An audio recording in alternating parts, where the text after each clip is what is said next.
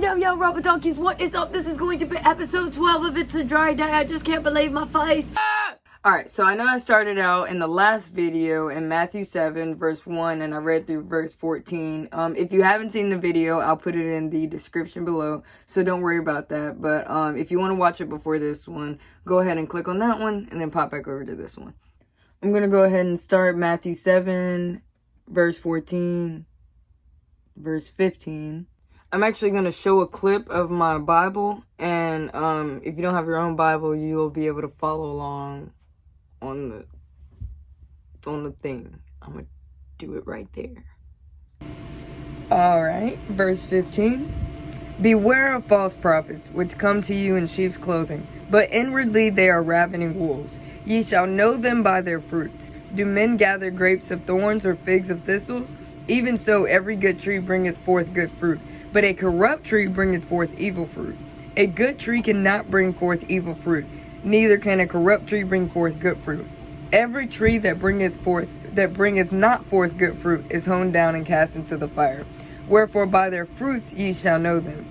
Not every one that saith unto me, Lord, Lord, shall enter into the kingdom of heaven, but he that doeth the will of my Father which is in heaven.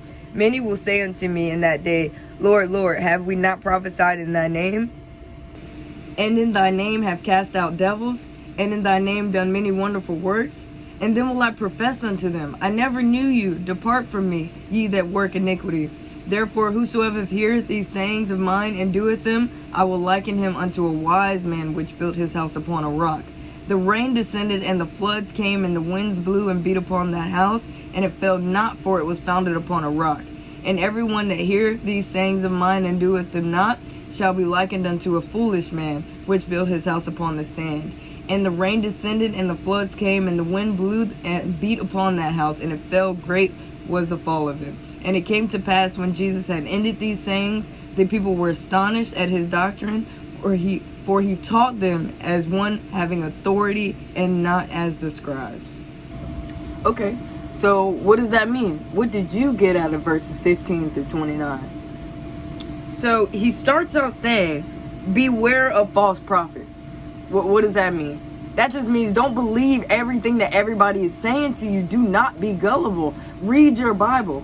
Figure this information out for yourself. Don't just believe, like, I ask people questions all the time. There's people that I look up to on Facebook, and, like, you know, I do believe them when they say certain things about the Bible and things like that. But at the end of the day, before I go off and tell somebody else, what am I going to do? I'm going to sit down and I'm going to pick up my Bible, and I'm reading my Bible. I'm going to see what the Bible actually has to say. I'm not just going to take their word for it, you know what I mean? Like, I can listen all day. I can listen all day, but that don't mean you're right. I'm going to check something that I know is right. Then he goes on to talk about fruits. So what kind of fruits are you bearing? What kind of fruits are you producing? What are you putting out into the world? And you can't lie to yourself and be like, oh, yeah, I got some pretty good fruits. Nah, bro. You know what kind of fruits you got. And you know that if you're not bearing good fruits, you might have to let go of that limb. Maybe it's somebody that's not affecting your life very well. Maybe that branch is not bearing good fruit in your life. Maybe every time that you get around them, something bad happens. But what do? You keep running back up in their face. So what do you need to do? You need to cut that branch off. If that branch is not bearing good fruit, cut that branch off. And you know what? He actually says that in verse 19. Every tree that bringeth forth not good fruit is hewn down and cast into the fire. I mean, he says it right there, bro. He says it right there. And you know the crazy thing about it, even if you don't believe in God, even if you don't believe in this book right here, that's still true. If you don't have somebody good in your life, anybody is going to tell you to cut them out of your life, because that's not good for you. If you don't have good in your life, how do you expect to get good out of it? It ain't just going to appear out of nowhere. It ain't a magic trick. You got to stop making them excuses, bro. You know what you need to do in your life. Stop making excuses, because right now, the excuses that you're making, it's not like you're making an excuse because you were late to work, right? You're not affecting other people. You affecting yourself. You are making excuses for yourself. Therefore, everything that you do is your fault. Don't blame Tyrone. Don't blame your baby daddy. Don't blame your best friend, because it's on you. You could have been cut them people out of your life. When something bad happens, do you know how many times I want to go off on people, but I can't because I have an image to hold up. I am working for the Lord. So I can't sit here and be on this video and talk about God and talk about love and all this stuff. And then when I go in the store and I have somebody piss me off and I just go at them. Like, I can't do that no more. I literally cannot do that no more because I would be a hypocrite. And I'm not going to be a hypocrite working for the Lord Jesus Christ. I'm just not. At the end of the day, it's really on you. Like, you have the decision to either keep those branches in your life or you can either take them out of your life. Like, it's really up to you. It's not anybody else's fault.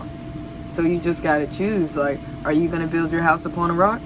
Or are you going to choose to build your house on some sand? At the end of the day, it's really on you. Like, you have the decision to either keep those branches in your life or you can either take them out of your life. Like, it's really up to you. It's not anybody else's fault. So you just got to choose. Like, are you going to build your house upon a rock? Or are you going to choose to build your house on some sand? Woo! All right, this is my favorite part. Verses 24 through 27. This is the core, the meat, the soul of this video. Building your house upon a Rizak and not Suzanne. Alright? The whole point of this video is your foundation. Everything comes from your foundation.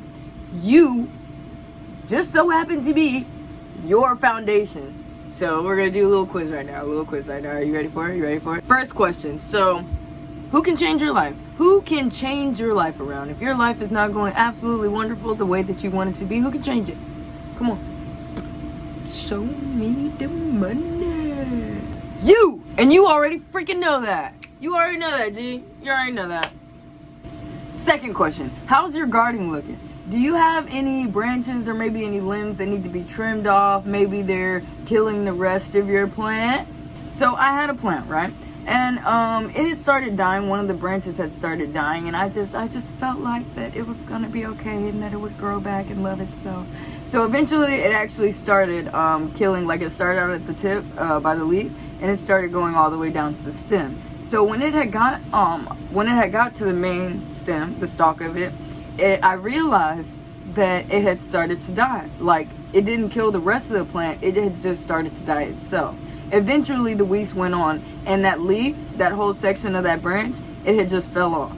So I didn't take care of it, but the plant knew what it had to do. It knew that it couldn't survive with that dead branch, so therefore it had to get rid of it. Alright, so I don't know if you guys plant, or do any type of growing outside or anything like that, but plants sometimes don't grow the best in sand because, they need those nutrients from that soil and things like that. So imagine if you build your house on sand. The foundation of your house, the foundation of your home, where you live at, is on sand. What do you think is going to happen when a tornado or a hurricane or maybe even an earthquake comes by and rocks you a little bit? You think your house is going to be able to stand strong? You think your house is going to be able to, take that? It probably isn't. Your house would be able to take it if it had a strong foundation. If your house had something sturdy to stand on, if it had something to hold on to during that storm, then it might be a different story. Use that example for yourself. Set up a good foundation for yourself. Like, I've been through so much in my life, and I've had people ask me all the time, how did you go through it, Dre? How did you make it? I had a good foundation. My foundation is God. And I was able to, when there was nothing else that I had left, I was able to hold on to my foundation, and I was able to carry on. So as long as you have a good foundation and you're doing what you need to do in your life, and you're taking out the things that you don't need to have in your life, and you're doing what you're supposed to do, I promise it'll all work out. It will all work out. Alright guys, so that is going to conclude part 2 of building your house on a rock and not sand. This is going to be episode 13. This is the same episode. It's going to be episode 12. This is going to be episode 12. Sorry, but I will be posting a new video every Wednesday and Sunday. I am a person, and I try to post a new video every Wednesday and Sunday, but it is hard to be me, okay? So I'm going to stop making excuses, and I'm going to do this.